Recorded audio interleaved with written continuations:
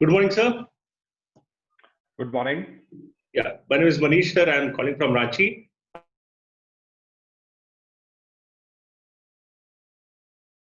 Your Silk board office, sir. Okay. Good morning, sir. Good to know that you're joining from Ranchi. How are you there?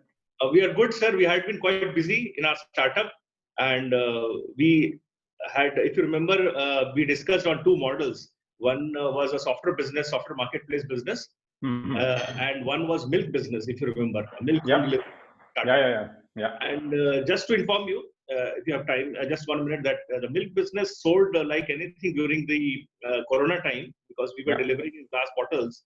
So that customers gained a lot of trust in terms of safety, because the glass bottles is tamper-proof. You can wash it before you take it inside, and the home delivery thing. And it was all managed by technology through app. So the customer, when we used to deliver the bottles at the gate of the customer gets a notification, and then only the customer opens the gate. So it's a hands-free, touch-free. You need not even see somebody outside. So we doubled our revenues, and currently we are clocking around 2 crores revenues per year. Very good. We got a lot of awards from government as we helped little lessening of spreading of Corona because of our business. And we also save around 5 lakh pouches, milk pouches, during the last 6 months. Wow, that's a lot of saving. Very good. So hope our conversation 6 months back helped you. Yeah, definitely, sir. And the framework which you had said, we had done that. Unfortunately, the operations kept so much busy that we couldn't travel again to Bangalore. But this classrooms, these sessions and these virtual sessions, we'll stay connected again with Sudeep sir and yeah. Most welcome. I think we should start, Anupma. Yes, sir. Please. I have only one question so far, and it's from a manufacturing company which manufactures engineering goods for cement, sugar, and steel. Okay. I will try to answer those questions about manpower, funding, and general operational issues at a general level. In between, you can keep asking questions because I want to make this session as interactive as possible. So I'm just going to share my screen, start a presentation that I'm going to use. Give me a minute.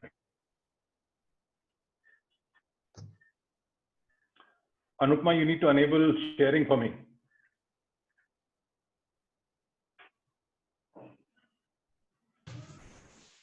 It's done, sir. Thanks.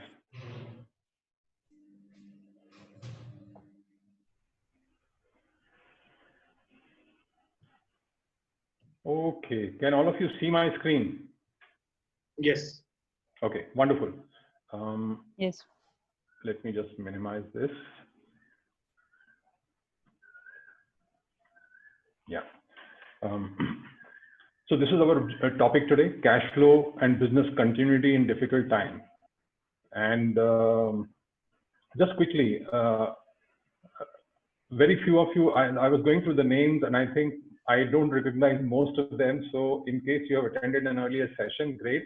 But I'm just going to quickly go through our philosophy so that you get the context of why we do what we do, and how our methodology, our process should become clear to you, because we are very different from any other startup coaching consulting company that you will come across. We start with our understanding of Indian entrepreneurship ecosystem. So BYS was set up in September 2018, specifically to address high failure rates that has beset startups.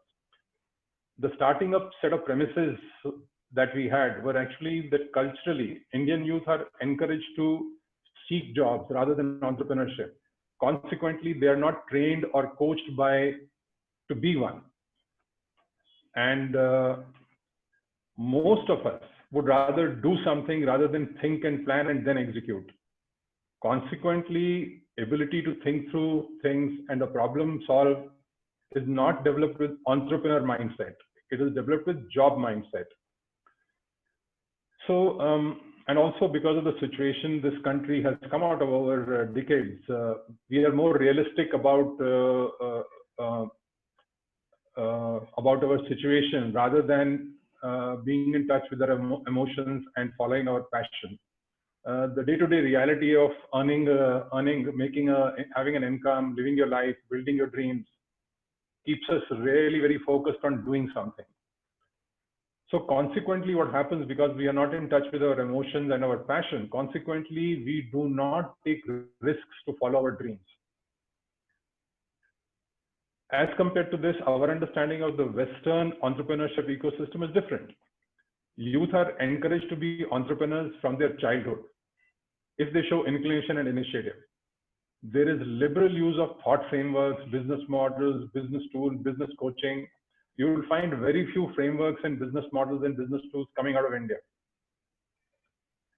But abroad, they almost have frameworks for anything. There is very high degree of customer centricity and value creation. This is something Western culture understands very well. Because if you are not customer centric and if you are not constantly creating value, it is very difficult for an organization to survive. Also, they have highly evolved communication skills and marketing capabilities. This is a challenge most Indian entrepreneurs have. Their communication skills and marketing capabilities are not at the same level. So this is the context. What is our problem statement? For example, we tell all startups that you have to have a problem statement. So therefore, Bytes also needs a problem statement. And that is, in order for the Indian startup entrepreneur to be successful, he needs to be coached using a combination of thought and business frameworks to help him strategize and then create, execute, review, and refine his operations plan in a structured manner that covers his complete journey from the time he gets an idea till he has created a company. So what is our solution? We have created a 5 chasms business journey, business evolution framework that leverages well-established international as well as proprietary business frameworks to help the entrepreneur convert his ideas into a successful company. This is what a 5 chasms framework looks like. We have a very elaborate workshop on idea to opportunity. Idea to opportunity, where we go into details of how a startup journey evolves and what are the various frameworks. Guys, please go on mute. Anupma, can you put everybody else on mute? Thank you. Okay. I'm not going to go into details of this. Anybody who has not attended Idea to Opportunity workshop, please keep a lookout. We keep sending out notices. Attend that and you will get clarity over this. But clearly there are 5 stages. First stage is when you have you create an opportunity and then you start discovering customers, which is customer development. And once you get some traction and success, you start building your final product, your full product, which is product go-to-market fit stage.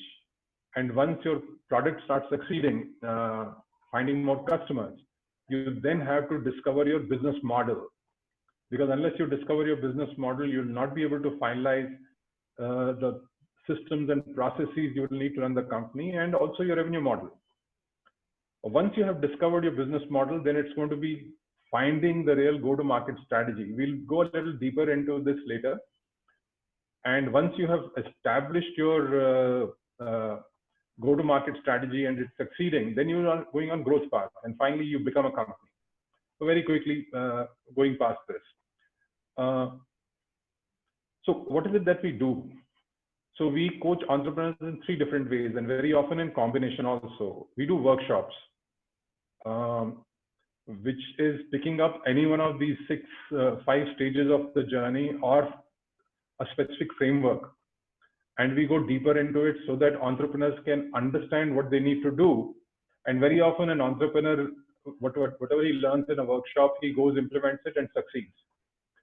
We also do one-on-one coach insights, where if an entrepreneur has a specific problem, he can come with that problem to us. We help him figure out the problem itself, first problem analysis by use of frameworks.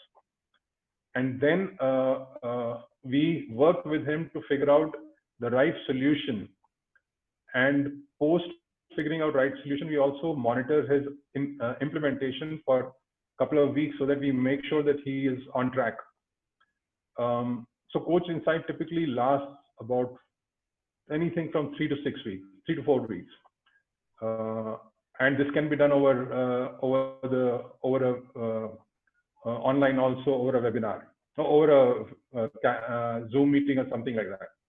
Then we also do end-to-end deep coaching, where we get deeply involved with the startup entrepreneur, and we literally work like his extension of his executive team and board combination. We help him create strategy, we help him then create an operations plan, and then implement on that operations plan. So these are the three things we do. Let's move on. Very quickly, the team. Anupma has already introduced me, so let me introduce Anupma. 17 plus years of experience from IIT Kanpur, has successfully set up and exited startups, has a 9 plus years of entrepreneurial experience. Sudip Bhattacharya, 18 plus years of industry experience, has developed high technology products, has co-founded 3 startups and successfully exited 2. And we have, apart from this, 12 additional domain experts and facilitators who help us in different coaching assignments. Okay, moving on. Let's start by having a common definition of what is a startup. A startup is a business with an uncertain future for addressing problems a customer is facing. This is the starting point. You have to define the problem a customer is facing. In a job he is attempting to perform or wants to perform. So the job has to be clearly defined, that this is the job he's trying to do, and this is the nature of problem he has in doing this job. You are going to address that problem in a manner no one has addressed earlier. And you will do that based on a set of hypotheses about how to address them, because nobody has done it earlier. You will make a set of hypotheses, and where you state, okay, if we did it like this, this is how the customer would benefit. Because it's a hypothesis, you will have to go out and test it, which is why in the first stage, idea to opportunity stage, you're simply experimenting with your hypotheses and trying out different things to establish what works. And if it works, if the problems are addressed successfully within a defined business model, then your business should have the possibility of generating humongous future profits. Because if it does not have a possibility of generating humongous future profits, then you are not solving a large enough problem. And then attracting funding is going to be a challenge. So just to have a common understanding, because this is the definition we will constantly use when you ask a question and we have to answer that. So what will be the agenda today? So first of all, there will be a quick review of what has changed because of lockdown and COVID. And how do you change in turn? What will you have to work on?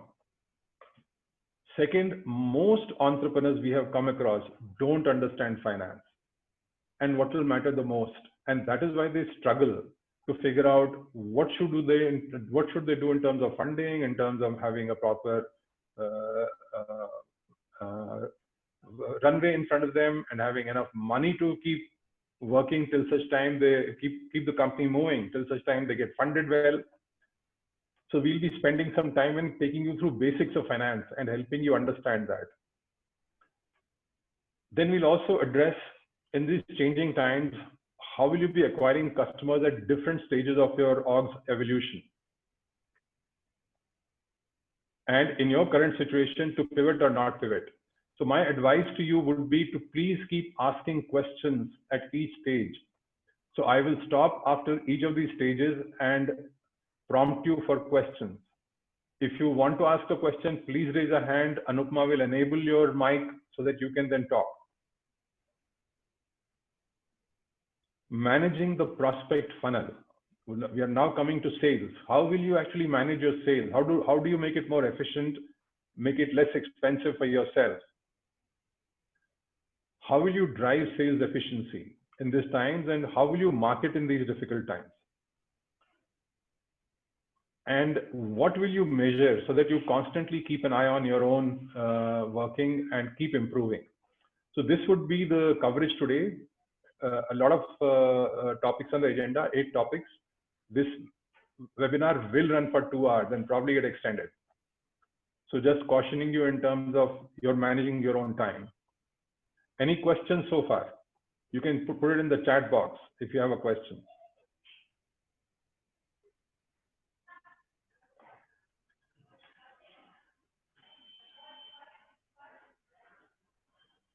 Anupma, you will have to prompt me whenever there's a question because I will not be able to see the chat box. Sure, sir. I will do that. Okay, thanks. Okay, moving on. The biggest change that will happen is the consumer behavior. It doesn't matter. So what you will see here is, this is the end-to-end chain. This is the consumer. Her behavior will drive this entire chain.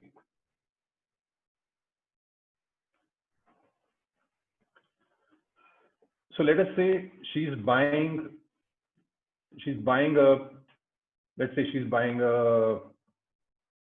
sanitizer,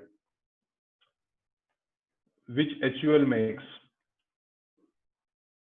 Now we know sanitizer demand is going to go up. But what if she was buying a shampoo? Chances are that's going to go down. So if that goes down, how does it affect sales of HUL? Sales are going to go down. If HUL sales are going to go down, the logistics companies' sales are also going to go down. And then companies which are manufacturing the bottles, label manufacturers, their sale is also going to go down. So even though the customer is B2C,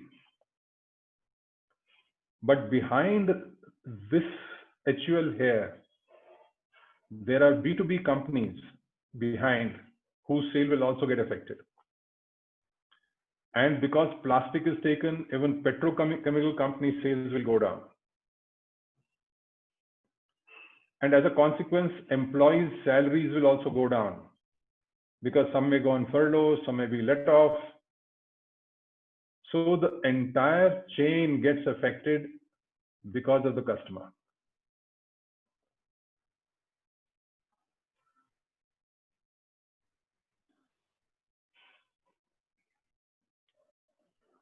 What happens as a consequence is that the money flowing down the line goes down.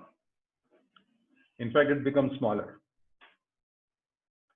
So big question that you have to ask is, in your segment that you are operating in, will the cash movement reduce and volume reduce down the supply chain? Because if it does, your business gets affected. Doesn't matter where in the chain you are. So it comes again and again to end consumer, irrespective of the business you are in. So as a guide, after this first part of the workshop is over, think about it. If you have a specific question about how will this consumer behavior change your industry, please ask.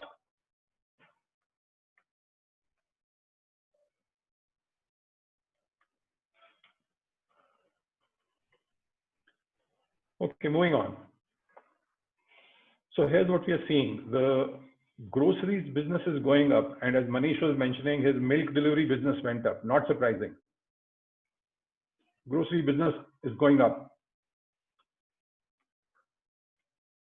It's up.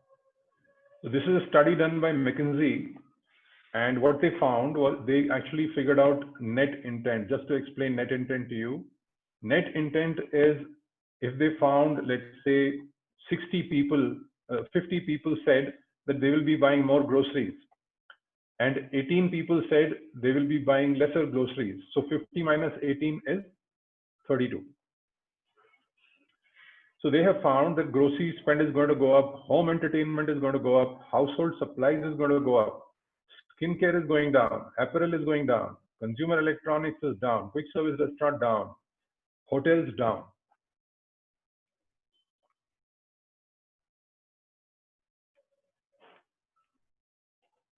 So go back and think whether your business is going to be concerned with any one of these products. So for example, if you are a B2B company and you provide software to a company that manufactures skincare and makeup, if their business is going to go down, your business is going to go down.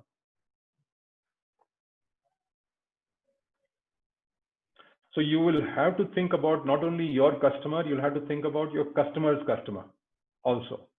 So that is the first change you will have to make. You'll have to anticipate how is your customer's behavior going to change because of change in consumer behavior. So how will the change consumer behavior affect your business? What is his perspective on cash? Is he going to save cash? Is he going to cut spend on your supply chain? How have his needs and wants changed? So for example, taking Manish's example again, earlier people probably would not have taken milk in bottles because it's inconvenient. Plastic, with a milk bottle, you have to be far more careful. But because the situation changed, now milk bottle is preferred, glass bottle is preferred. So this is how needs and wants can change. How will his usage and expectations from the product change? So for example, let's take an example. Say you're making shampoo. If she's going to cut down on shampoo, or she expects a lower cost shampoo. Now, she may not cut down on usage, but she may cut down on the cost, the money she spends. So your margins and top line are going to get affected.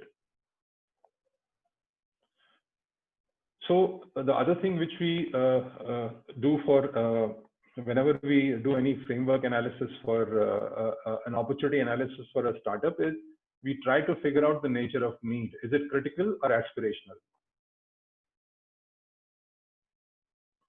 Is it critical or aspirational? So milk is critical. Shampoo is aspirational.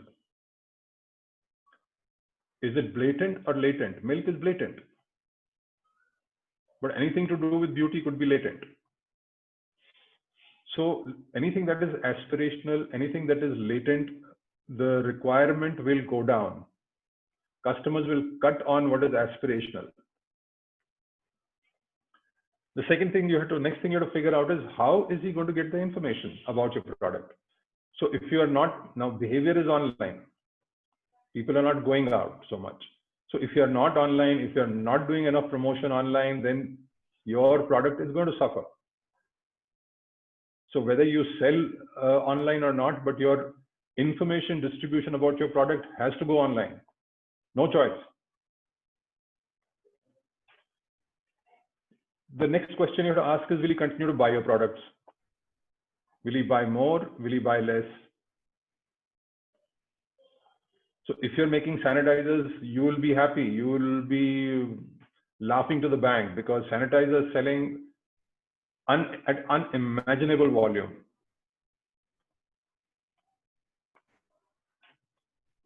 Then the next question is, what price will he pay? Is he ready to pay? For example, people are ready to pay more for masks if they can be sure that this is a certified high quality mask. Where will he buy your product? How does your product become available? So, and this is actually driving hyper local business up. And which is what Manish is into. Hyper local is growing at crazy pace. So if you can easily pivot in your geography to a hyper local model, please do that. There's a huge opportunity there.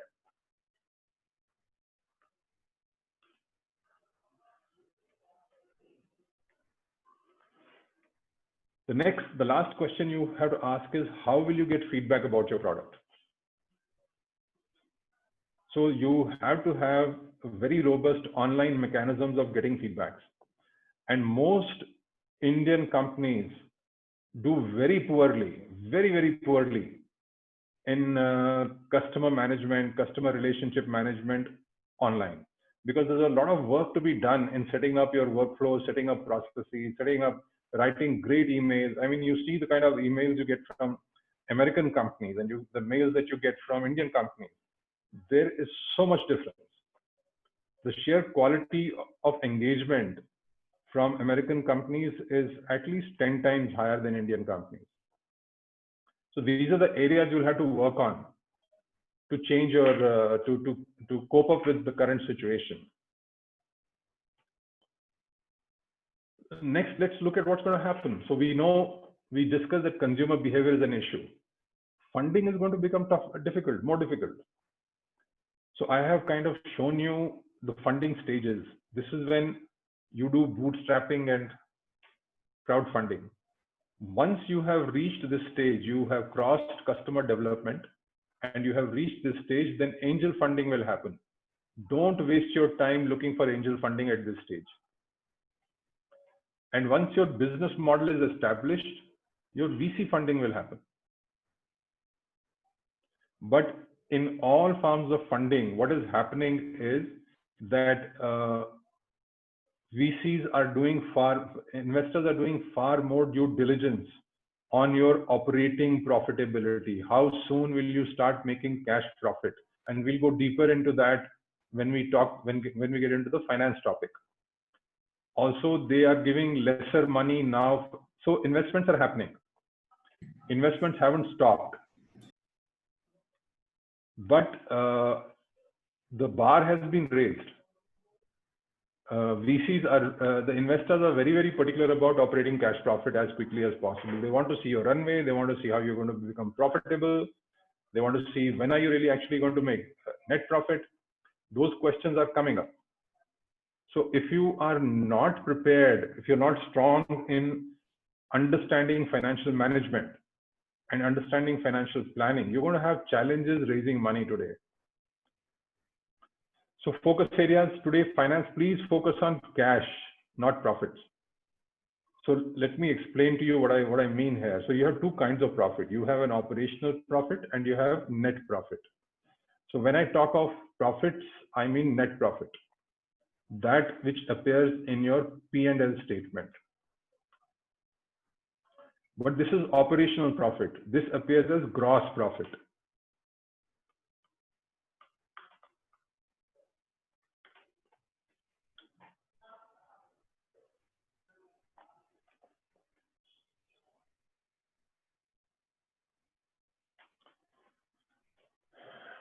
You will really need to step up your work because most Indian startups really suck at this.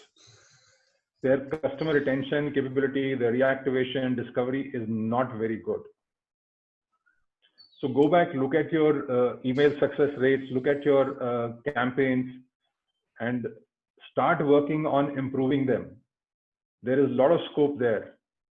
What mostly happens here is because most startups entrepreneurs don't understand what marketing is.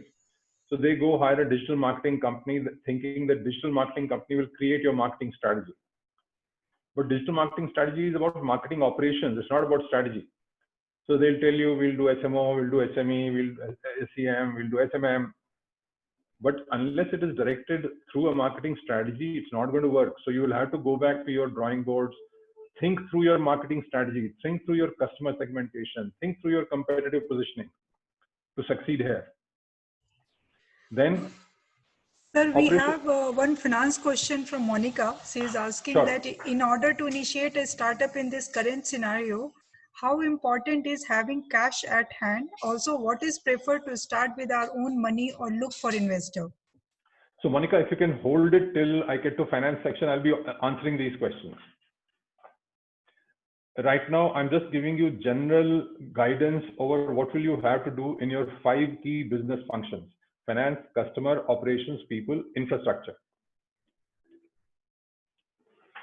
So operations efficiency, you have to really start looking at your costs and start cutting.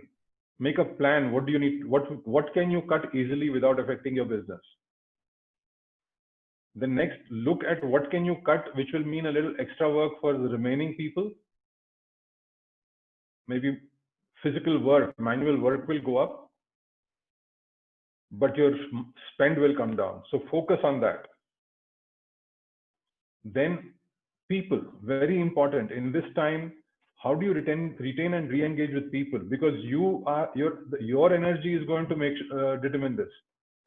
So you have to bring positivity. You have to bring the long-term vision. You have to bring that spirit that we will survive. And this is extremely important. The team building activities are extremely critical at this stage. Infrastructure, optimize. Don't buy, rent. if you are still at idea stage, use as many, today co-working spaces have a lot of space. Go to Zoom, work on Zoom, work online, and if it's a team which is very close by, start using spaces in co-working spaces as and when they open. They will be available to you at a lower cost.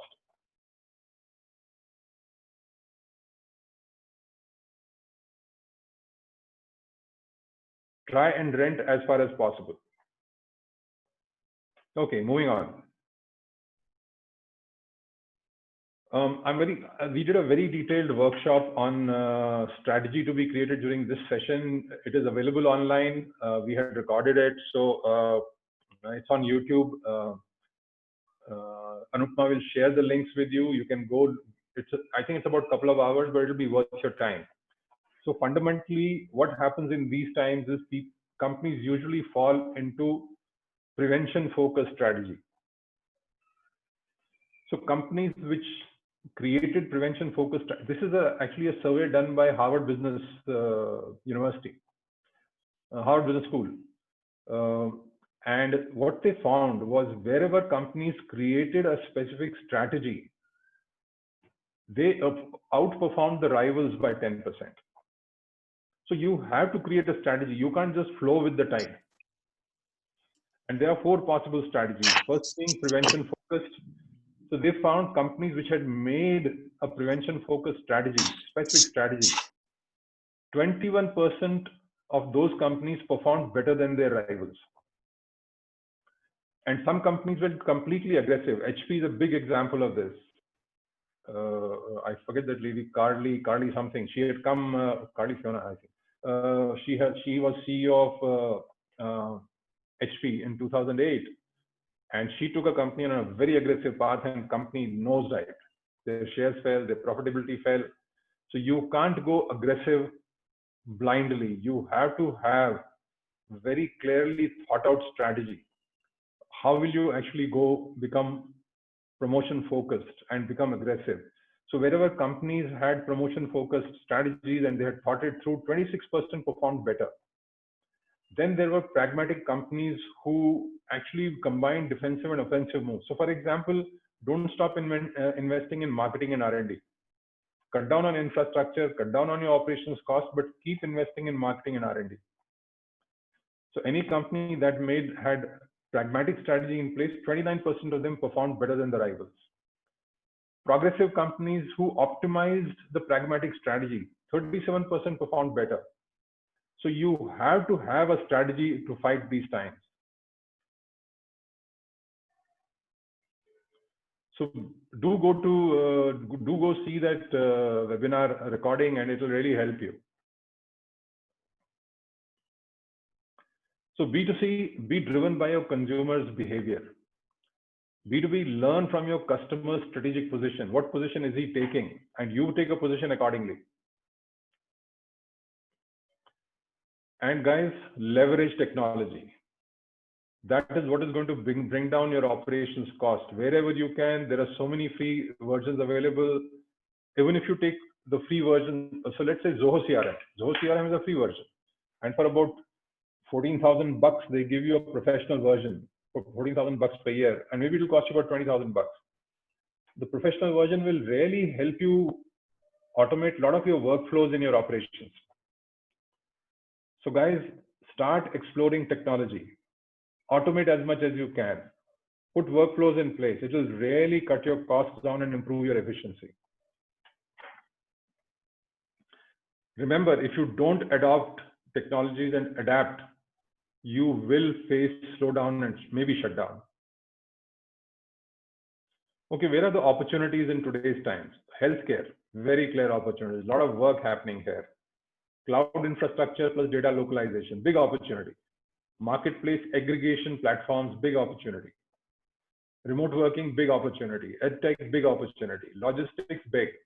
Hyperlocal, big. Fitness, wellness, at home, big. Automation, digitization, very big opportunity. Digital marketing services, digitizing the restaurant, for example. So help restaurants go online so that they don't have to go to Swiggy. They will save the 15-20% they have to pay to Swiggy, and they can start delivering directly. shifting of a great opportunity, shifting of low-tech manufacturing of snacks, prepped food, apparels to rural India, because so many migrant workers have moved back to villages and tier 2, tier 3 towns. So you will have workforce available at low cost in tier 2, tier 3 towns in rural India. Rural con centers, BPOs, great opportunity. Sanitizers, of course, great opportunity. So any questions so far before I move on to finance? Yes, this is Prashant here, sir. So I have a question. Yeah, I'm into the healthcare model. So as you told that the healthcare has a very booming activity after the lockdown. So even though I am into the wellness at workplace, so we are at webinars also we are conducting in the market, and since last 8 years in the same industry experience in the pathology. So I'm just having a little bit of concession of the pay model can be how we can work on the initial stage with the clients. So as you told, the money flow is very less in the market. So still we need to work on the prepaid model in this case. So what is your suggestion, sir? How does Prashant, my suggestion is I'm hearing a lot of assumptions, and that's probably because I've not gone into your business. I don't know whether you have polled your customers, because you're already in business. Have you surveyed your customers? Have you checked with them what do they want? Have you checked with them what are they trying to do in their life which they're unable to do? So unless you do those kind of surveys, you may not hit the nail on its head. I think this whole healthcare at home is going to be big. I saw an ad today itself, My Life, I think, M Life or My Life or something like that, where they're promising a lot of stuff online, a lot of, it's a funded startup, and they're promising a lot of stuff happening at home.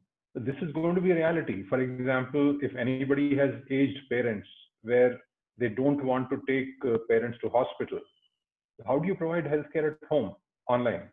Or how do you do fitness exercises for aged people who can't move out from home? Nobody does that today. And there is money to be made there. So look for such gaps where a customer is not being serviced. I think the biggest change that has happened is everybody has got used to using Zoom or doing video calls or doing WhatsApp video calls. People are online. People will work with you through video meetings. So I think there's a great opportunity there, but you do need to go back and survey your customers to really understand what their challenges are. I don't know, Prashant, if you've done that. Yes, actually we are working on the survey model. So we have circulated with the client perspective, how we can take it forward also. And also we have an existing market for the home collection for the diagnostic service. So it is, as you told, yes, there is a lot of requirement at the doorstep service of the healthcare actually. So for example, you can do health clinics in large apartment blocks. So a doctor could be, you could rent a space from the association and have doctors come in, and you could use tech to figure out which doctor should come when. So rather than expecting patient to come to the doctor can actually come to the apartment block and provide service. There are so many things you can do. Yes, sir. Yes, absolutely right, sir. And we are using this teleconsultation actually. Teleconsultation. Seriously think of, I don't know which city you are in, Prashant. I'm into Bangalore, sir, actually. There are so many apartment blocks here, which have got 200 plus apartments. Okay. Almost all of them have aged, I think 40-50% would be having aged parents with them. Correct, sir. So we have a lot of senior citizen old age homes also is there. We are covering with them actually. So think of starting health clinics in apartment blocks itself. Okay. You'll get a lot of, and that also becomes your delivery point. You could deliver medicines from there. That could become your collection center, so that the person doesn't have to go to every single house. Correct, sir. Okay, sir. I'll just note it down, and definitely I will just get back to your email communication. Sure. Okay, sir. Great. Any other question? So, and digital marketing, as you told that. Prashant, one question per person. Okay. Thank you, sir. No problem. Anybody else? Sir, I have a question. Please introduce yourself. Yeah, my name is Manish, sir. Yeah, Manish. Sir, adding to this fitness and wellness thing, now, apart from the industries which are mentioned here in the opportunities section, which I have mentioned, one business which has severely got affected is a salon business, because they touch and these things happen.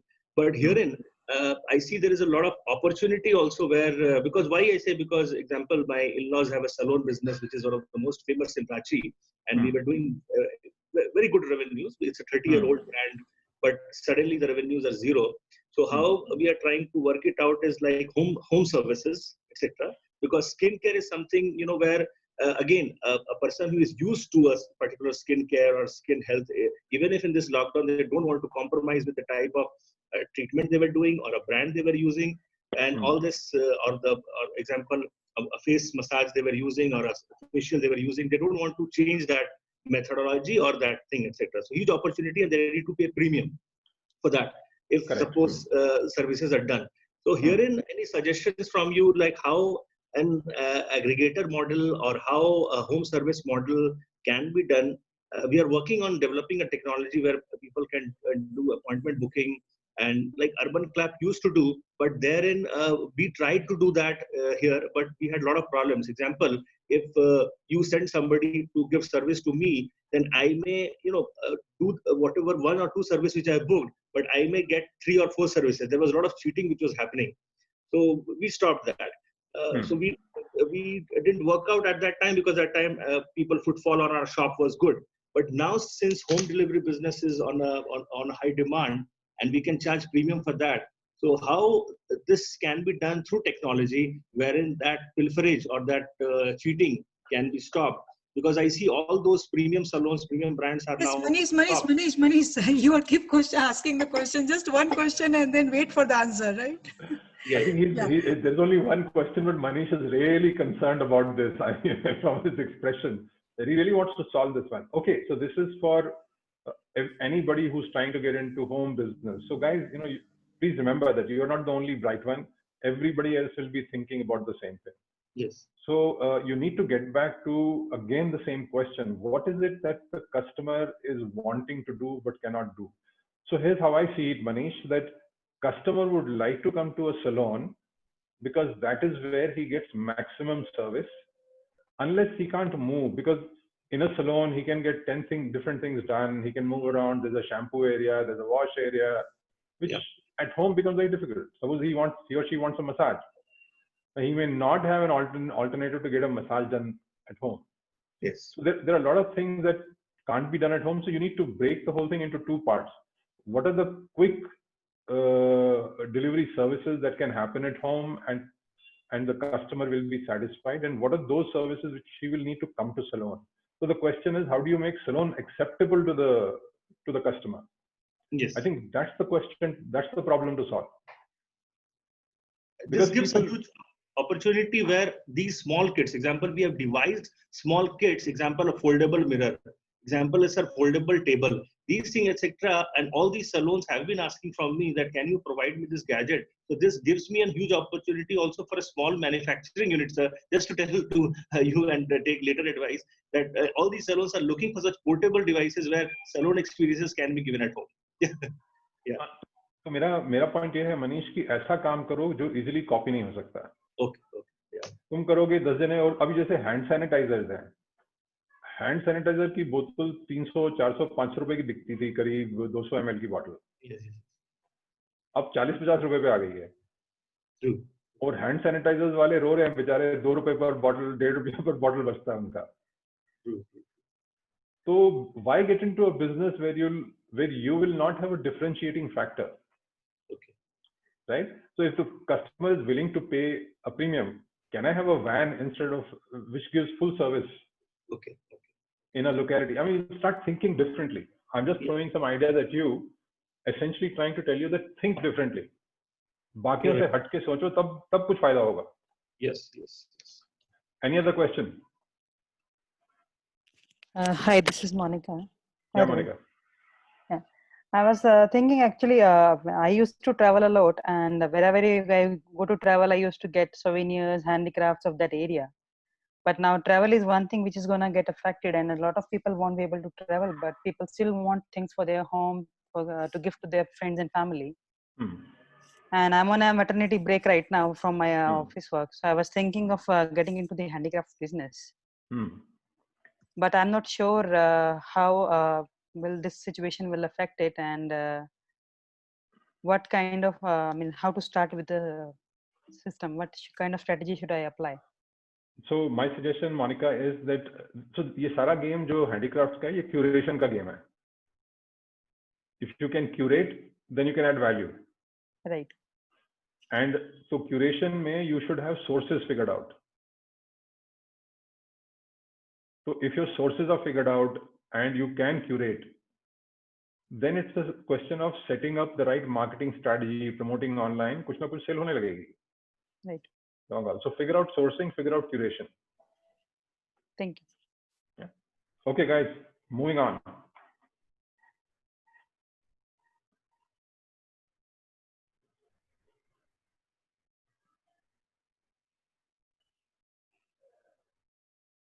Okay. So understanding finance. Now, guys, I don't know how many of you have finance background, so this will probably get a little heavy. I've tried to keep it as simple as possible, but finance is something you can't simplify beyond a point. So don't hesitate to ask a question if you don't understand what I'm saying. Okay, moving on. What do you really need funds for? Let's ask that question before we get into finance. So you need funds for deployment and setting up. You want to set up a company. So, or you want to do a POC. Your best source is family and friends. Stop wasting your time at this stage on angel investor, finding an investor. It's not going to happen in 99% of the cases. It might happen in maybe 1% where person has a track history, has a history of having successfully set up businesses, or is really good at marketing himself, but that's a very small percentage. So really understand yourself and figure this out properly. R&D. That means you've set up, you've done POC, you got some customers who've done pilots with you. Okay, now for R&D, you can, for extending your product, you can go to an angel investor. Operations. Go to a bank. Don't look for VCs or angel investors. Go to a bank. Especially if you are in trading physical goods, you will get credit for what you get multiple kinds of credit. You will get cash credit, which is financing your purchase of materials. For sales side, you will get bill discounting. There are a lot of NBFCs who are stepping into bill discounting game. So don't look for non-traditional funding for operations. Look for traditional funding for operations. And SIDBI and their other banks. Today, getting a loan of 10, 15 lakhs, 20 lakhs is not a problem with SIDBI. You can get that provided you go to the right organization. So for example, we are helping two of our entrepreneurs who are into deep coaching with us. One of them, I think, is Payal is not here, is she? Anupma? No, sir. Okay, today she is not here. Okay. So we are one of the entrepreneurs we are helping up. She's got a turnover about 1.6 crores last year. We are helping her set up a 1 crore credit line with banks without collateral. There's another entrepreneur who's into garment manufacturing. There again, we are helping her set up bank limits. Because for operations, if you have a financial history, if you're doing some turnover, go for bank. Don't get equity funding done. It's only when you're trying to grow at a crazy pace, that's when you go to a venture capital. At a very high level. I mean, this is a very general approach I'm showing you. In your specific case, there might be a unique requirement. We'll really have to get into your requirement to understand what is the right financial plan for you. Okay, moving on. What is financial management? What does it mean? So most people say, don't differentiate between finance and accounts. They say finance and accounts is, in fact, they will hire manager finance and accounts. For them, finance means going to bank and getting a limit. And account means making all the day entries and doing the compliance. This is not correct. These are two different things altogether. Finance is really about how will you raise capital, how will you invest, and how will you optimize your capital requirement to meet business objectives and goals.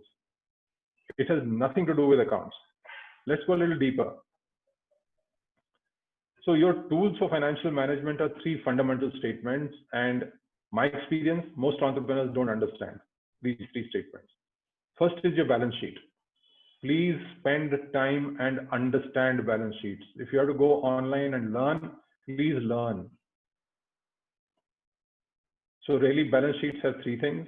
You have assets on one side, and on the other side, you have liabilities and equities.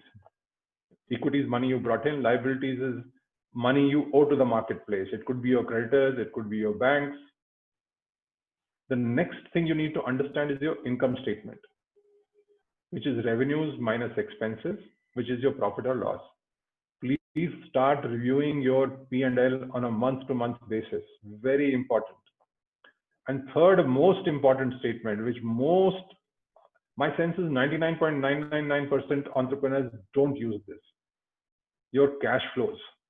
Where is the money going to come from to run the business? And there are three sources. You can generate cash out of operations. You can get it out of what investments you've made, or you can get finances. These three statements must be understood by all of you. So what do these statements help us do? Let's understand that. First of all, it helps you manage your liquidity. It helps you plan your runway. If you're doing cash flow statements day on day basis, you're looking at your P&L and your balance sheet. It helps you do two things: your cash flow management and your working capital management. How are these two different? Cash flow is what hard cash is going to come into the company on a day-to-day basis. So if you sell some material on credit of 90 days, that is not going to come into your cash this month. It will come after 90 days. So cash flow starts figuring that out. When will cash be in your bank and how much cash will be there in your bank? Working capital management. What is your requirement for borrowing? Will it come from your internal sources? Somebody has a question? Okay. Next is profitability. Figuring out your profitability. You need to figure it out by product category or product by geography, so that you can decide which geographies to work in, which product categories to work in. B2B customers, B2B businesses, figure it out customer-wise. Because very often you continue with customers who are not giving you enough profit. So you need to figure out stuff like marginal costs and break-even points. I'm not going to go deeper here. Please read up. You can go to Investopedia. It's so rich on information on finance. Third thing is sustainability and liability. Figuring this out: liquidity, profitability, and sustainability. How long can you survive? So managing your assets and liabilities from the balance sheet and managing your risks in your business operations and your balance sheet becomes critical. These three things are extremely important for you to do on a day-to-day basis, literally. Tracking this. Okay, understanding working capital is the key. So let's understand what this is. So you will typically see an entry called current assets in your balance sheet, and you will see current liabilities.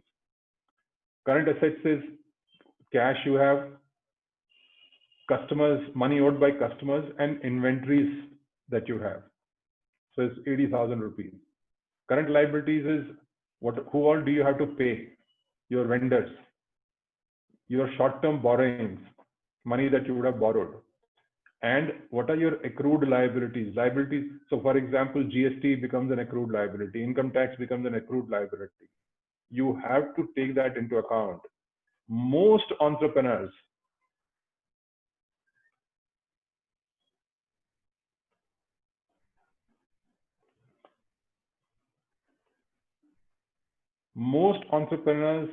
don't track this.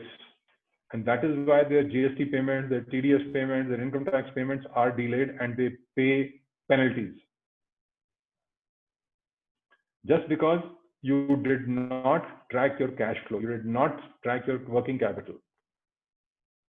So guys, very important to do this. Start learning this and do it yourself. Next. So essentially keep three concepts in mind. So first thing, as I told you, cash flow, very important. How much cash came in this month and how much cash will go out this month. And you have to project it over time. You should have projected it for 6 months. If you don't have a financial plan, you will not be able to do this. Therefore, financial plan is a must do.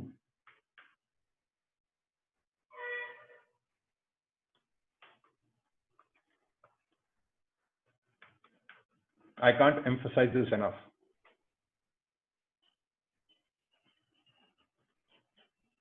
If you want to succeed in business, you have no choice but to do this. Otherwise, it'll be simply luck. You might get lucky, you might do something that gives you money and you get going.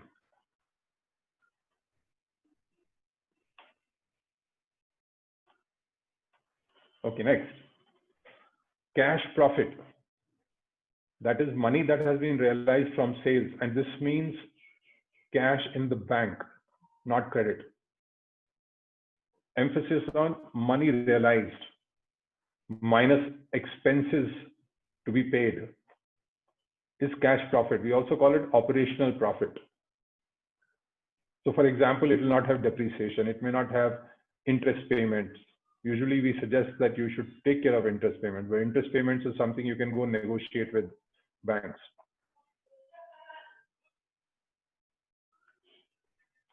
And last is accrual profit. This is what reflects in your P&L. This is book profit. This is not cash in your bank. So if some customer defaults, this will go down. He doesn't pay you. Somebody owes you 1 lakh rupees and you're showing 1 lakh profit. He doesn't pay. He says, sorry, I'm not going to pay. The profit is gone. Because it is simply accrued, not collected. So guys, understand these things. Without this, surviving in these times is going to be extremely difficult. Extremely, extremely, extremely difficult. Unless you're printing gold, unless you're printing notes.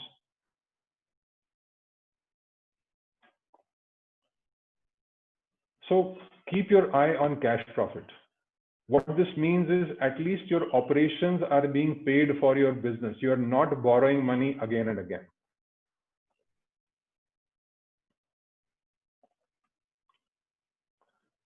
Next, figure out asset and liabilities management from the balance sheet. So what are liabilities? Liabilities are really, first is net worth, which is equity and profits. Then accumulated profits. Then long-term loans you may have taken. This is the total fund you have available. What are your assets? You could have invested in land, you could have invested in building, you could have invested in plant and equipment, you could have invested in furniture, cars. These are your long-term deployments. Currently, don't invest in these areas. Because unless it is absolutely necessary for you, there also think rental. Think EMI, think rental. Try to minimize your investments in long-term deployment.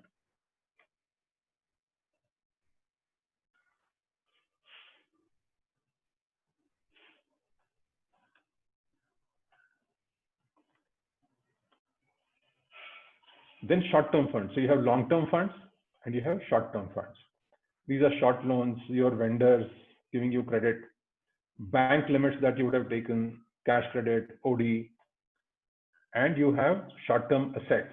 Could be cash in bank, money that you're supposed to receive from customers, advances that you would have given, your inventory.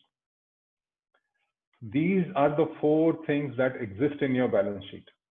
You need to understand this.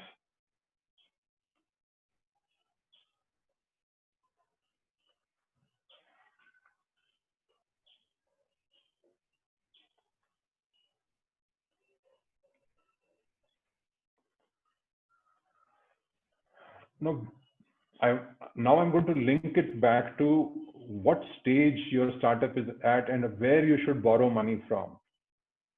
So how do you finance different stages of your startup? So two things: CapEx, which is capital expenditure, you need to minimize this. OpEx, which is money required for operating, minimize this. Minimize this. Cut down very, very heavily on this. For startups, unlike other businesses, you have 3 stages which regular businesses don't have. You have to do ideation. You have to find product market fit.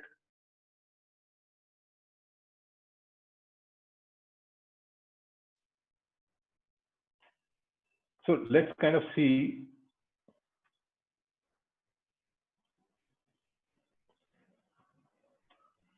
Anupma, I have a question. I'm also drawing on the screen. Is that visible?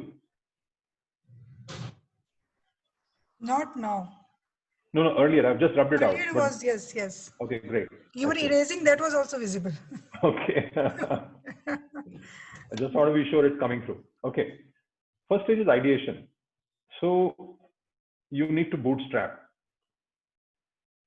Equity, loans, private lending could be available. I mean, there are people who will give you what we call venture debt. Very rare at this stage, but don't spend too much time. Bootstrap, friends and family.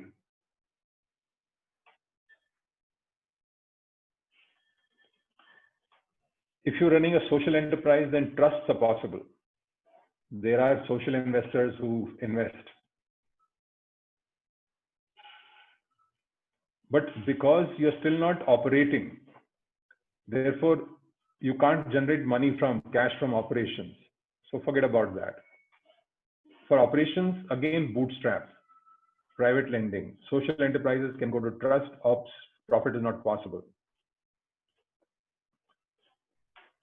What about product market fit stage?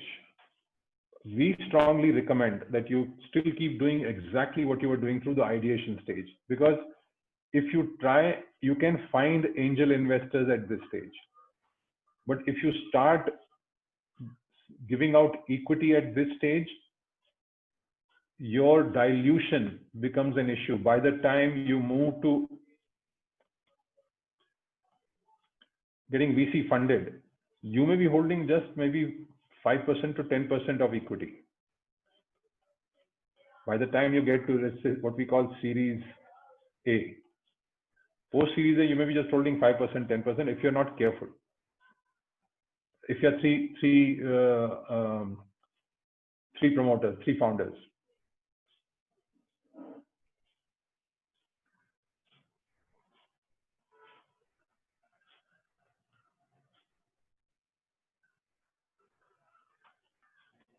Discovering business model. Again, we recommend continue the way you are continuing, because this preserve your equity is what we constantly tell our startups. But at this stage, you can get what we call seed funders. So angel investors followed by seed investors. Seed investors' job essentially is to take you from the product market fit stage to the go-to-market stage. Just help you discover the business model, so that after that, you can actually go to a VC.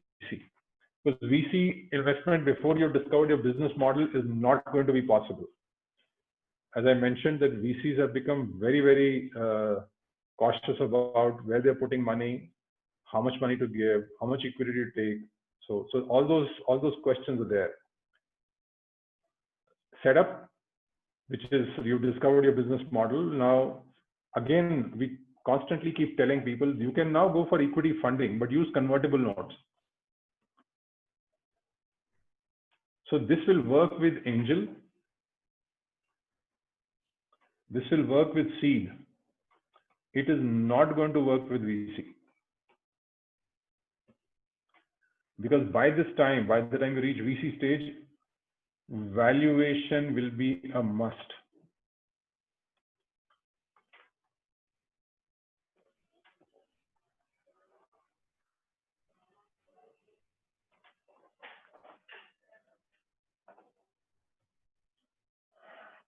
You can also, for loan, you can go what we call, if you want to buy capital equipment, you can take what is known as MTL from banks, medium term loans.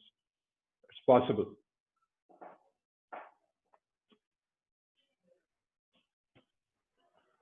ideally we suggest that you take seed capital only after you've achieved your operations break-even, because you'll get a better valuation. So the only change that is coming is here. Everything else is same. Because you may not have enough money to drive growth. Banks will not fund. Banks will not fund equity.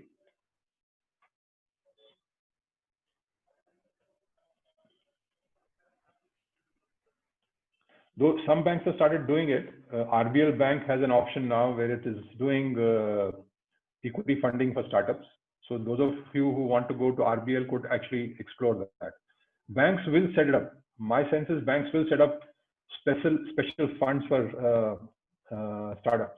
So keep your eye open what banks are doing, and probably going to a bank is going to be a better option. I have a question. Can I raise it now? Yeah, sure. Thank you. I'm just going through this particular details. What would be an average cost of capital when you go ahead with Is that Harshil? Yes, this is Harshil Mehta. I'm so sorry. Okay. That's okay. Harshil, where are you based? I'm from Bombay. Okay. Based out of I have my own setup. Sorry, based out of? I'm based out in Mumbai and have my own setup wherein I provide my consultancy in finance. Okay, consultancy in, sorry, you're breaking up. I can't hear you clearly. I'm providing the consultancy into finance stream, specifically to MSMEs, and my core area is working capital management, operations with all the banks across. Got it, Harshil. Thank you so much.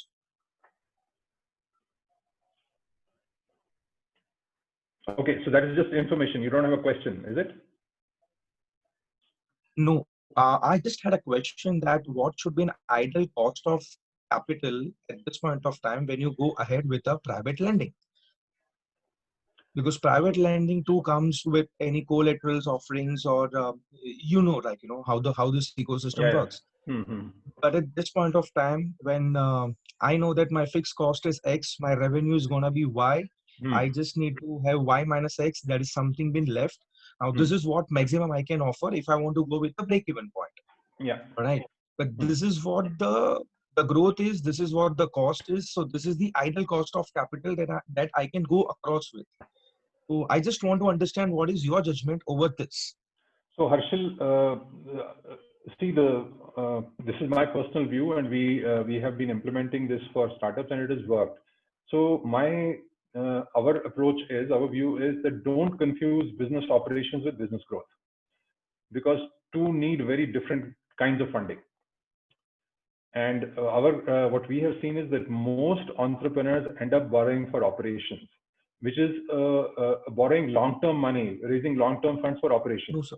I'm so sorry to interrupt you. No, sir. If I'm not able to cater my operation expenses from my ongoing business, then my sustainability will come on dots. So definitely I will not go for the borrowings for running out my business. I will try to hit on my reserves and surpluses as much as I can. Absolutely. However, if I'm into engineering business, if I'm into project business, if I'm into some other business where I need surplus funds, where I need to understand if I have something with me at this point of time, I can go all out, and at least I can look for the growth in terms of volumes, in terms of percentages, XYZ factors as with regards to align to that particular industry. Now, for example, I want money for running the business. I want money for getting a new business, not for running the business. Okay.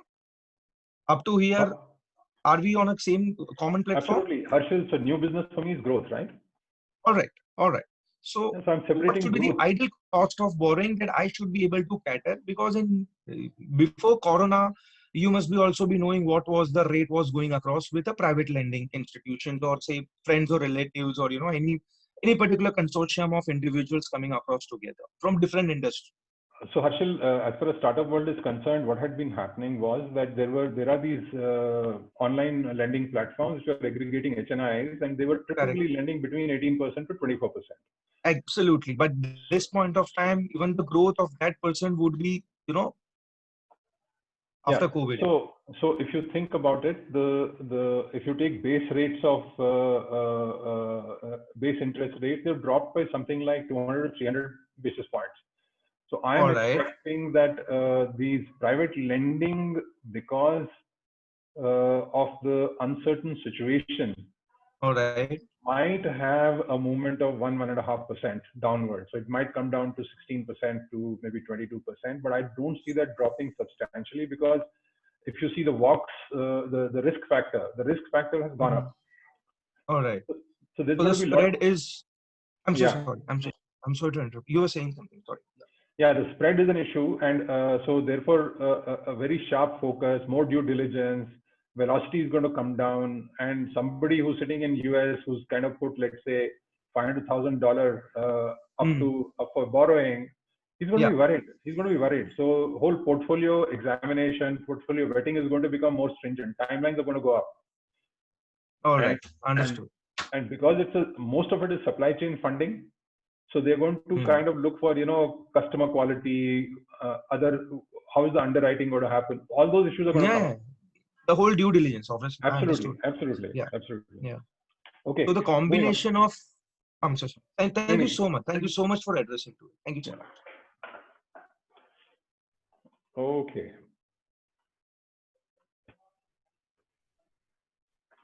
We have Prashant raising hand. Prashant, any specific question you have related to this seat? Actually, question on the sir, you had been updated that instead of taking the VC funding, so you had been updated as loan is a very much opportunity for the startups and the existing business also.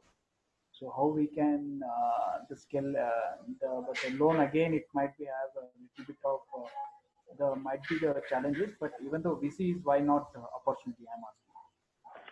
So Prashant, your voice was not very clear, but I'm assuming yes, sir.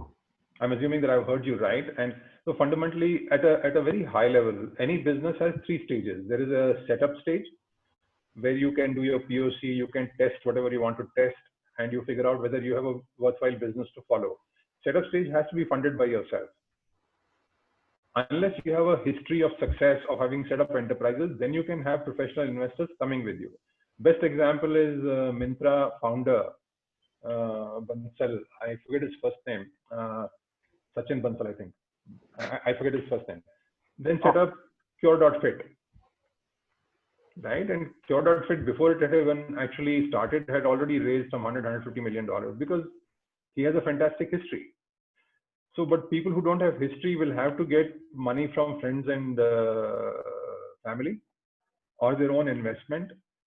And as the idea gets established that yes, there is traction here, this is the time you're going to need a kick up, because you're going to go out, get customers, start marketing. So that expense, again, our recommendation is should have been provided for by you. You should have thought about setting up means not only proving, but getting the initial start going. After that, as far as supply chain funding is concerned, that is borrowing for supply side and borrowing to discount your demand side, which is the customer, is possible through traditional institutions. Challenge is that most CAs don't have a very wide experience of that. Very few CAs have actually specialized in this, who have actually built that capability to help you get funds from different. So money is available. SBI also has a scheme where up to 20 lakhs of rupees can be made available to a fresh company, as long as you know how to go through the whole SBI process. SBI process is painful, but if you have a CA who's already dealt with SBI, he can help you raise money for operations. Your investment will be 20 to 25%. So let us say you figure out your business, and I'm just going to tell you, let us say if your business is running at 40% gross, तो तुम्हारा 60% तो vendor पे या अपने internal खर्चे पे जा रहा है. You'll have to start figuring out what percentage of your cost is going to be funded by whom.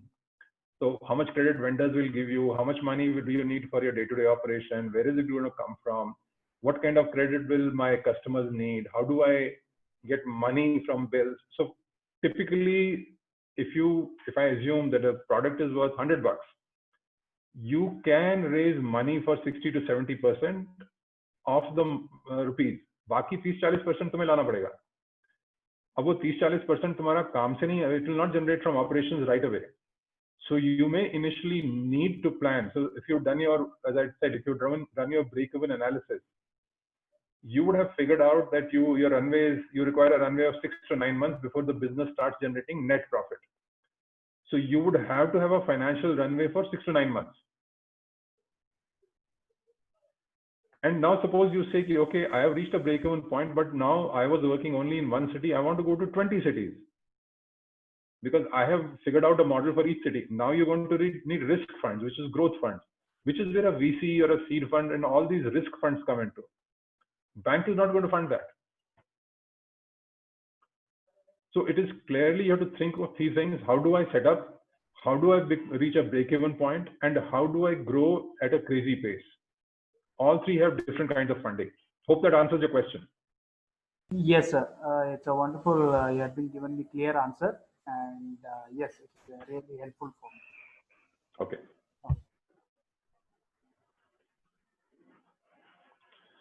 Okay, moving on. So growth is usually funded by venture capital. And for large companies, it could be private equity.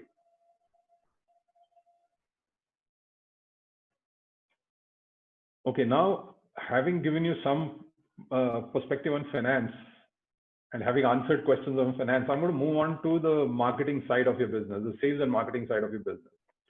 How will the consumer behavior impact your industry segment is extremely important to figure out. So the question that you have to answer is your ability to create and maintain a customer. That is costs you less to deliver than the customer is willing to buy. If customer is willing to buy at $100, can you deliver at 90? And how strong is your ability to do this? This is where most startups really fail. Why? Because the same cultural thing that I mentioned earlier, we are not very good at communication and marketing. We really don't understand what is customer centricity and what is value creation. Very few people they succeed. So just taking an example, the two Bansals who had set up Flipkart initially were delivering books themselves.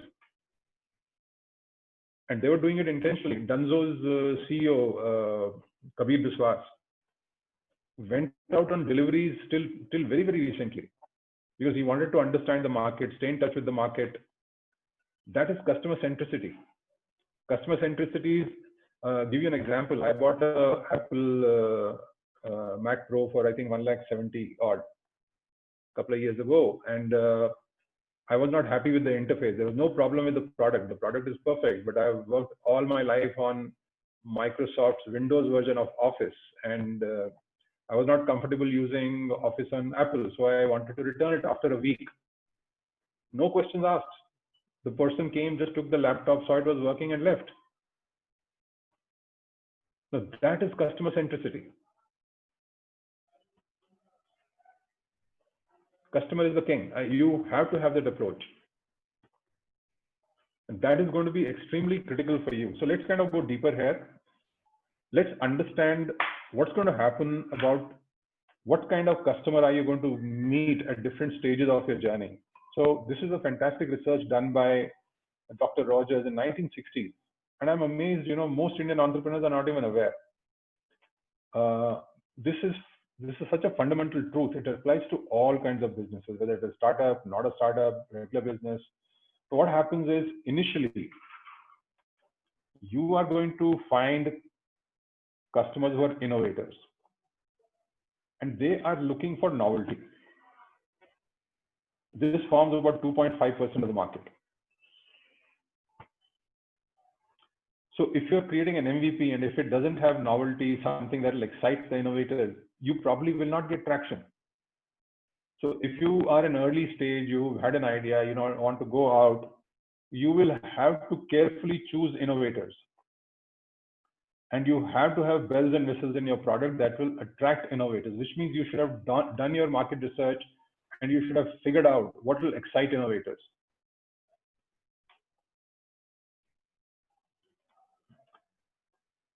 once you cross this stage, this is your MVP stage. Once you cross your MVP stage and you move to what we call product go-to-market fit stage,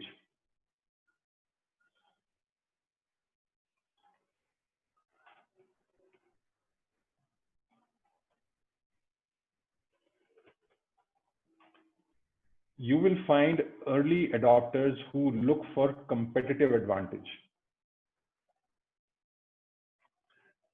And the switch from here to here is the most difficult switch, because you shift to what we call early majority customers who are very conservative.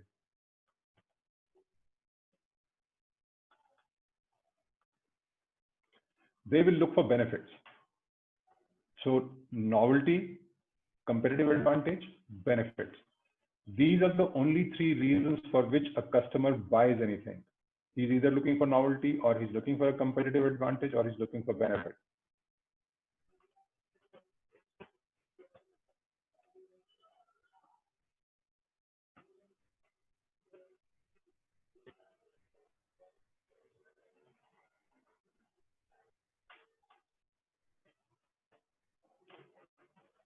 So if you have not figured this out, depending on what stage you are at, if you have not figured this out, so let us say you realize that actually the larger market needs a set of features, and you design a product that is really aimed at early majority, who are looking for benefits. They look for referenceability, systems and processes that you have, how dependable is your company, who else of a similar nature has bought your product, very different drivers, and you will be zero there. So therefore you will not get market traction. You can't start by designing a product for this market. You have to design the product for this market, this customer, and then keep expanding it to come to competitive advantage, and then expand to give benefits. At the gap, you could do both for crossover. Now, if you have not built this into your product roadmap and your marketing strategy, you're going to struggle. So what would have happened is, because of COVID, people in this segment will actually become more conservative. This customer would probably be somewhere like this. He will not be completely promotion driven, but he would be probably pragmatic, or he will be, he'll take a middle path, but he's still a customer who look for competitive advantage. Guys will still look for novelty. This will still work, but switch from here to here is going to be a little more difficult. Switch from here to here is going to depend on how is the consumer going to affect market for this customer.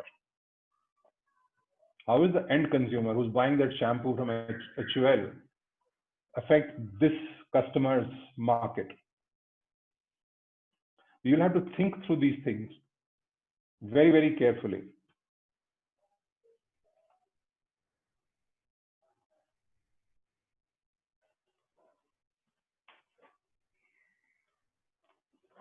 Okay. So moving on.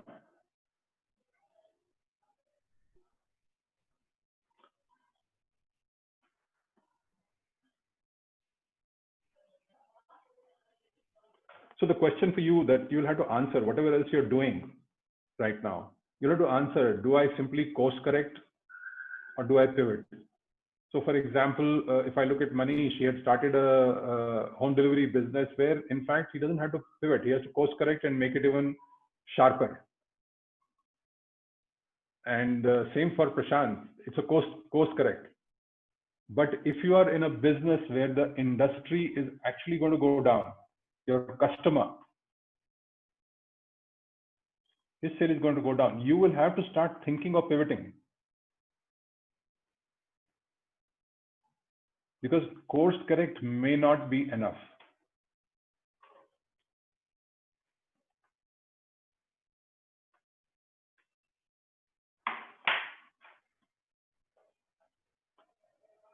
So we go back to this framework just to help you understand. This is the novelty stage. This is the competitive advantage stage. But this is your conservative buyer who's looking for benefits. So depending on which stage you are at, you will have to pivot or course correct or change your strategy. If you're still here, pivoting, course correcting will be easy. If you are here, it's a little difficult, but you can still do it. I think the toughest is going to be here. So you will have to figure out what are you going to do. Pivoting may not be a great idea for you because you don't know, the situation may change in 3 to 6 months and your customer may start buying again. So therefore you'll have to have alternate sources of revenue, which is why a lot of startups have started manufacturing masks, PPEs, sanitizers, so that they can last these difficult times. So guys, you will need, if you're here and your current market segment is not going to respond, you will have to think of alternatives while slowing down your current business, going in maintenance mode, and doing something that actually brings cash into the company, and your operational profit, money to run the business, continues. You have that money.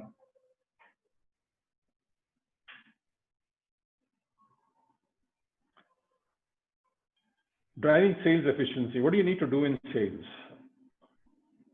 So you need to, most startups miss this out, but you need to divide and conquer. You need to separate your sales into inquiry generation and inquiry management. So inquiry generation is a marketing and BD activity. So is inquiry management.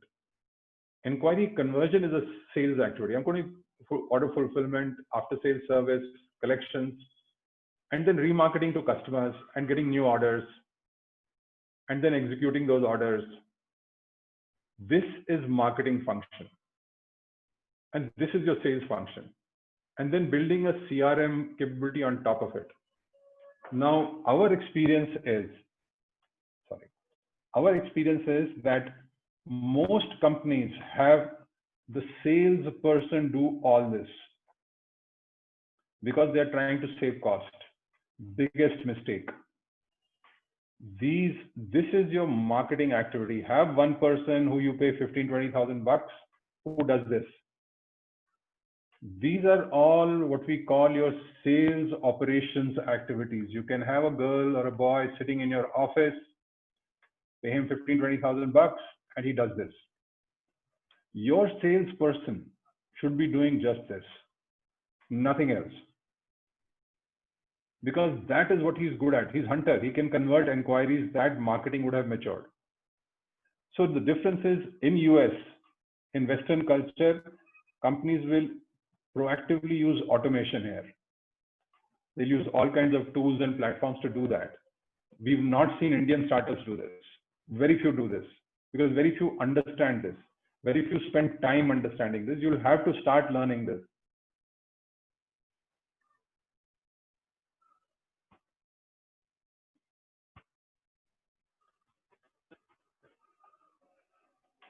So reorganize your sales. Instead of one salesperson, have one sales coordinator, one marketing person who runs your inquiry generation and management, and a salesperson only does inquiry conversion.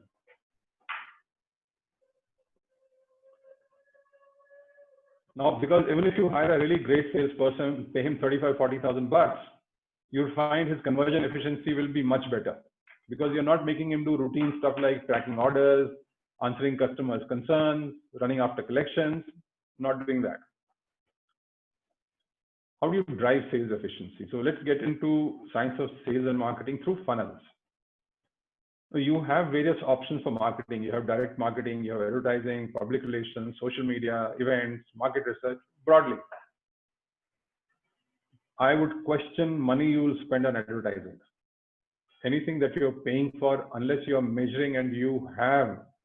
your costing figured out, and it is giving you the kind of run rate, the returns that you want, don't spend money here.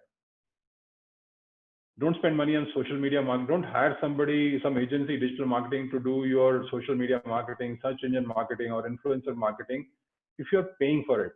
And if you do this, you better be clear what is the return you're expecting, what is the conversion that you must get.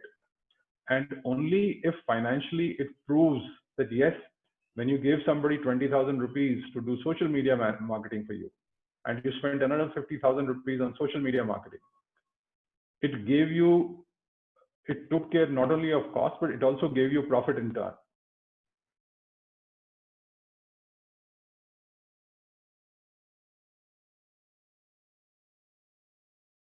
Your efficiencies figured out, financial efficiencies figured out. Be very careful how much money you spend on what. So initially I told you, yes, get into marketing, spend money there, but don't spend money blindly. Make every rupee count. Keep a tight control and eye on what is the money you're spending on marketing and what are you getting out of it. And therefore, funnel becomes very important. This is a little complex for you, but let me kind of quickly explain to you. When you promote do three kinds of promotions. You do what we call category awareness, which is hair, brand awareness, and product and services awareness, essentially to generate inquiries. I'm not going to go into details here because this is what we do in our customer acquisition workshop, more details, otherwise we lose time. We're already sitting at 20 minutes to 12, and I want to quickly reach the end of this workshop, not beyond 12:15. Second stage is nurturing the inquiry.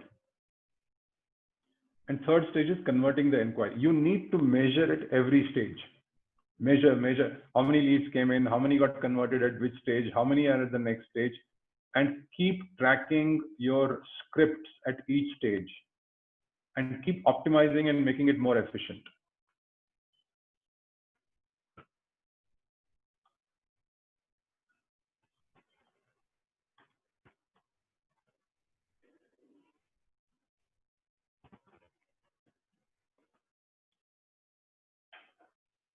So this is what I meant. Initially you have leads.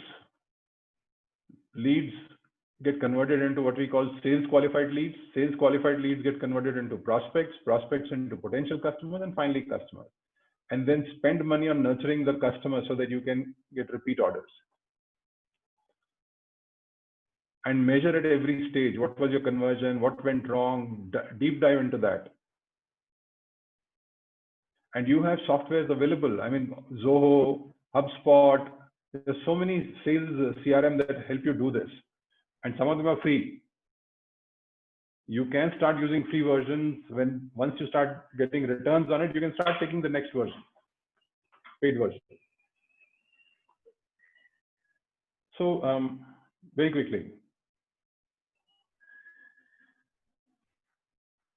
So you don't use your field salesperson to do this. You remember I told you can have two girls sitting in your office who do marketing and sales operations for you. Again, quotes and proposals have somebody in from back office sending it. Don't have your salesperson running around preparing quotes and proposals.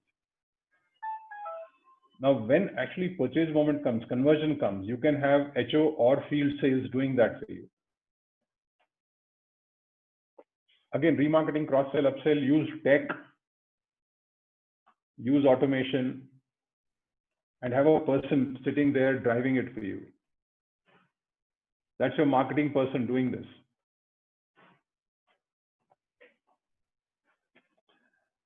Now, you will have to revisit your target markets. So you have to go back to your market research activities and find out what has changed in your customer, who's the new customer, what does he want. And typically in market research, there are two things you do. You do what we call figuring out consumer characteristics. It's also known as propensity to buy.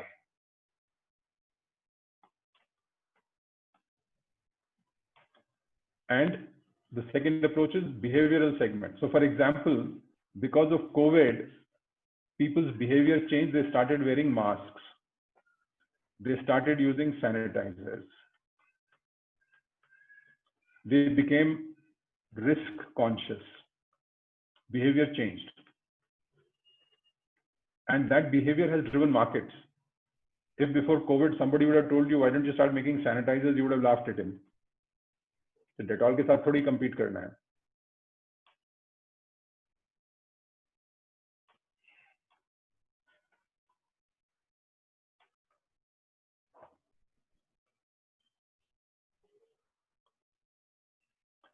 So this becomes an important aspect.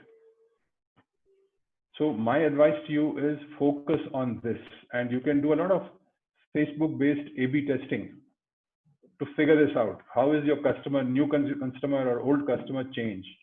What is he going to do different? A little more details on that. So you have behavioral segmentation, you have geography, local, national, international, you have demographics, age, gender, income, marital status. These are just examples. You will have to design your parameters based on what your problem is. Who is your customer? And Facebook is a great place to do this. Facebook allows you to do A/B testing at a very low cost.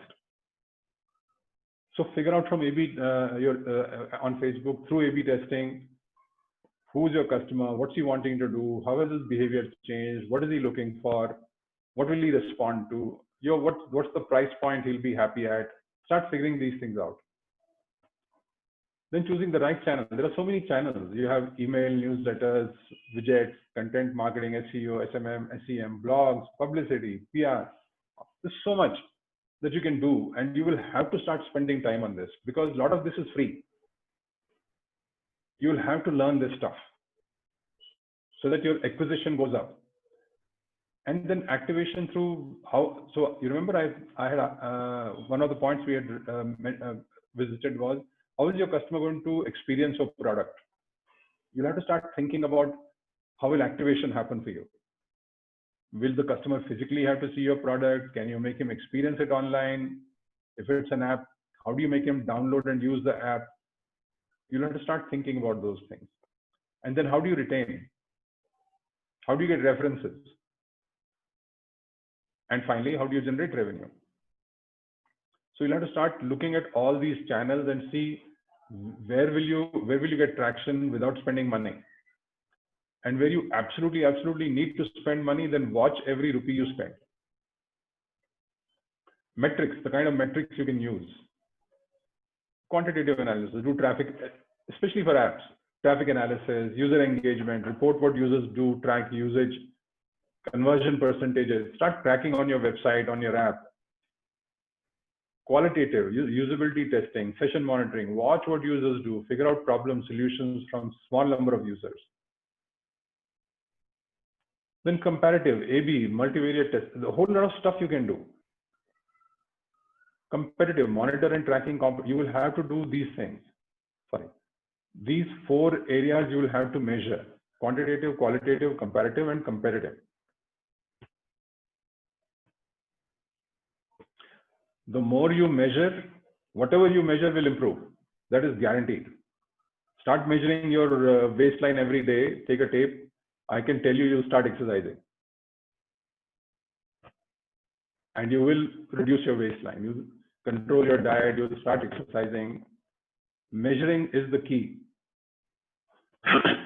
Next, conversion measurement. What is the conversion criteria? Which channel, which campaign, which photo worked best for you? You have to track those things. Which audience segment, which channel source, which campaign theme, what brand promise worked, which landing page, what call to action. Guys, there's a lot of work to be done in this. And it's very hands-on. You will have to get hands-on. And that's the end of the workshop. Good, we made it in time. And we can actually now open it up for questions. We can check it out how many people have slept already and how many people are, still digesting so many. I know that's a lot of content, and just to kind of share this with you, our workshops have a lot of content, and our intention is that even if you take away 20%, you will change your life. So before we move to the question answer session, couple of them were asking how to go for the Coach Inside that 101 meeting. So this is, as Ravi sir has explained, this goes for 3 to 4 weeks program, the Coach Inside, and it starts with understanding your business, mapping you with the corresponding stage which you are in, then passing it to you the framework which will help you to think through where are you now and where do you want to go to take your business forward, what are the challenges and the gaps you can think at this moment. You will be filling up those framework. Then the BYS team will be evaluating that framework. There will be some to and fro, right, between you and us. And then when this framework is finalized from your side, this is passed to Ravi sir. And then we set up a one-on-one meeting with Ravi sir, BYS team, and you. In that meeting, we discuss exactly, what should be the next step, what are the gaps, and how can we take it forward. Together, we set up some deadline of a small task of a next step. And when you finish that task, in that process, we will be there with you to help you if any changes, any strategic change, anything, we need to, you are facing some challenges or anything. So during that deadline, we'll be there with you. So this complete process takes minimum 3 to 4 weeks. The reason being it will be a practical task given to you, not any theoretical ones. Right. So this complete thing is called Coach Inside, and I will be sending you the link for this immediately after this webinar. Now over to question answer. Just to add to that, so even during framework, when you're actually required to fill up the framework, our team will work with you and help you fill it up.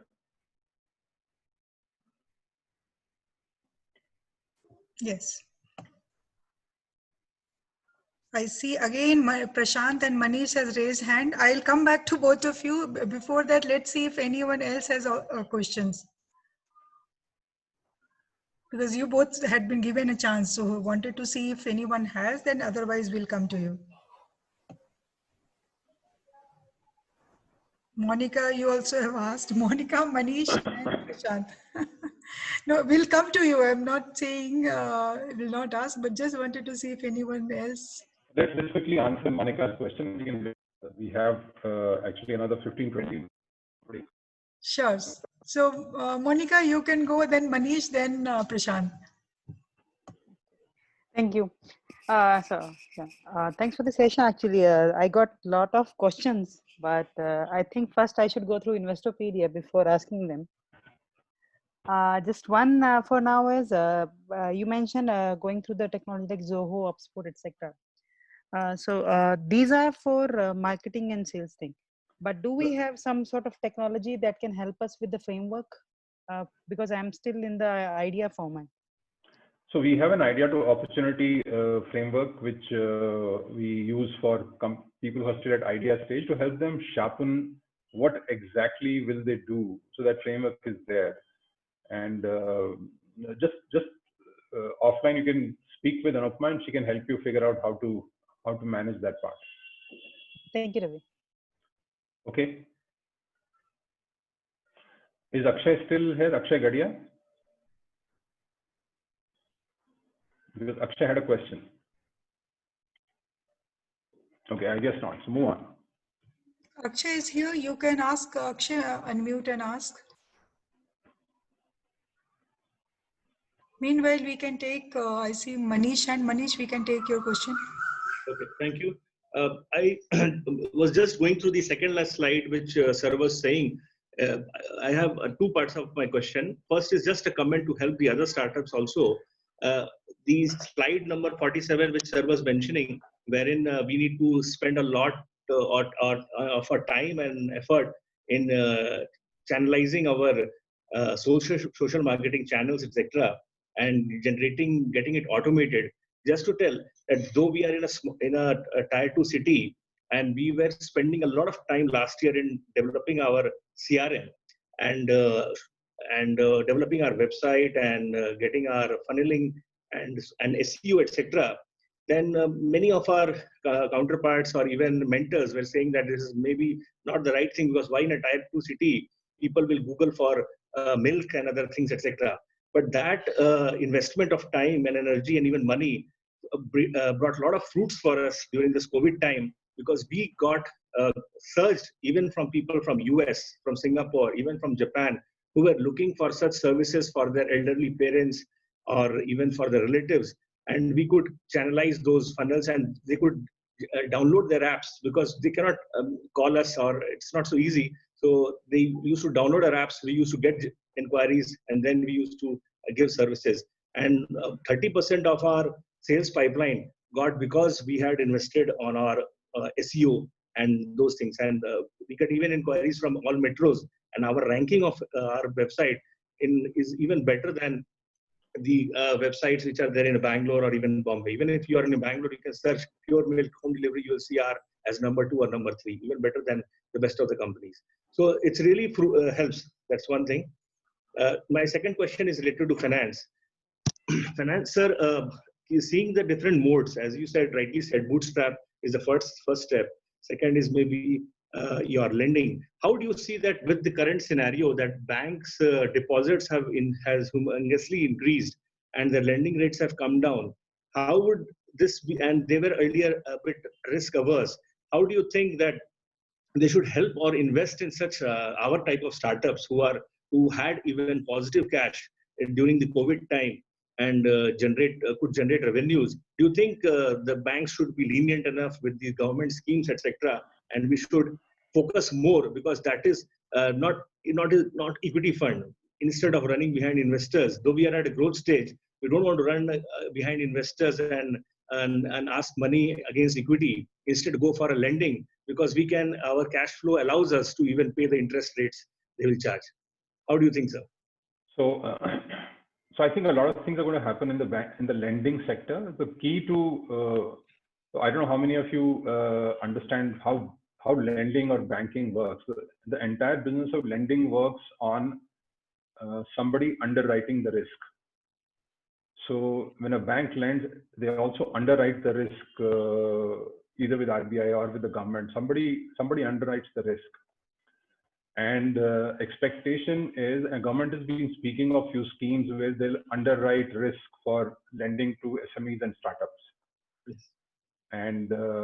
And I think the channels of lending are going to get clearer. And we might see new instruments coming out from banks or from organizations like SIDBI or NBFCs, some of the larger NBFCs, where lending to startups and lending to SMEs might get easier.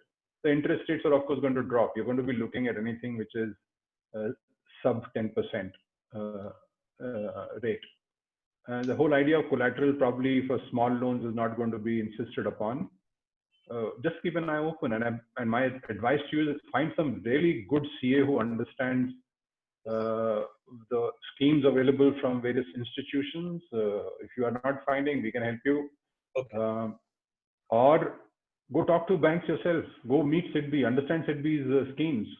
Yeah. But just like digital marketing, you will have to spend time on understanding this. True. Okay. Prashant, your turn. Actually, my turn was also in the 47th slide only, so which okay. The answer has been received. Okay.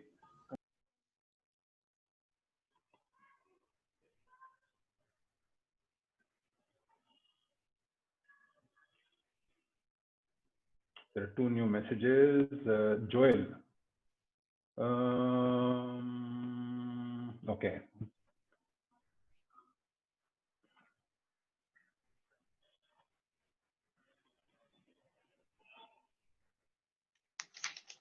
That's it. I guess there are no more questions. Yes, sir. So let's. Nobody is raising hand and muting mic, so we assume that either all of your. Sir, yeah. Riyazur here. I have a question. Riyazur. Yeah, sure.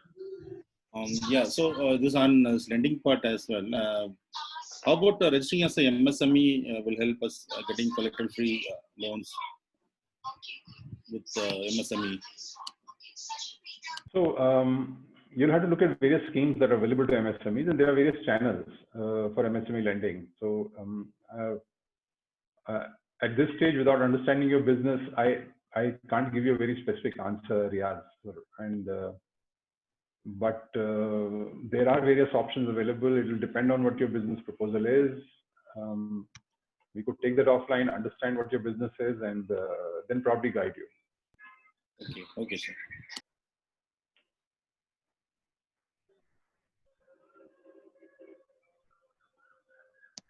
Hi, this is Monica again. I have one more question. Sure. This government has started the Startup India website. Yep. Yeah, so I was going through that and I see that they have some schemes and everything. So what is the right timing to get in contact with that? I mean, after generating, and which stage we should contact Startup India for some seed funding or maybe some schemes that can help us?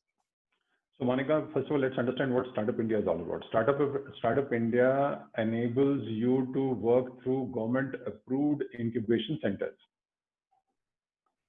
If you want to go to a government approved incubation center where they will provide you place to work, infrastructure to work, and maybe funding also, depending on what your project is like and how convinced they are about viability of your project. That will require you to register with Startup India. And Startup India has its own process for registration. So in order to be accepted by a government incubation center, you need to be registered on Startup India. Startup India registration does not give you money automatically. Right. But your setup costs can be paid for, especially if you're building tech, building app. I mean, that's the only advantage you have. If you're building an app or a tech initially and you want to do some testing and checking out, then that process will help you. Okay, thank you.